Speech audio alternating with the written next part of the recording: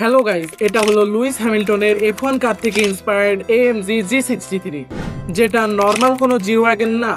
প্রথমেই এর engine normal জি ওয়াগনেরই, মানে 4.4 লিটারের twin turbo V8 engine, but এটাই নর্মাল পিস্টনের পরিবর্তে পুরো ফুল অ্যালুমিনিয়ামের পিস্টন রয়েছে।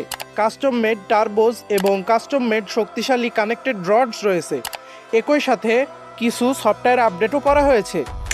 এই কারণে কোনো নর্মাল AMG G63 যেখানে 585 হর্স পাওয়ার প্রডিউস করে, সেখানে এই বিস্ট 1063 হর্স পাওয়ার এবং 1300 Nm টর্ক প্রডিউস করে, মানে লিটারেলি বিস্ট। যেখানে নর্মাল জি ওয়াগন 0 থেকে 100 তুলতে সময় নেয় 4.2 সেকেন্ড, সেখানে এই G63 সময় নেয় মাত্র 2.5 সেকেন্ড। এই জন্যই এখন পর্যন্ত মার্সিডিজ বেঞ্জের ফাস্টেস্ট জি ক্লাস এইটা। যেহেতু লুইস হ্যামিল্টন ইন্সপায়ার্ড, সেহেতু এর ইন্টেরিয়ারে F1 ইন্সপায়ার্ড স্টিয়ারিং হুইল এবং এক্সটেরিয়ারে সিলভার, ব্ল্যাক এবং টিল কালারের কম্বিনেশন রয়েছে, ঠিক হ্যামিল্টনের F1 কারের মতোই।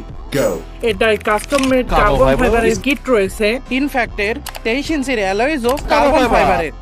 এই গাড়ির 11টা ইউনিটই ওয়ার্ল্ড ওয়াইড বানানো হবে, যার শুরুর দামই 8.3 কোটি টাকা।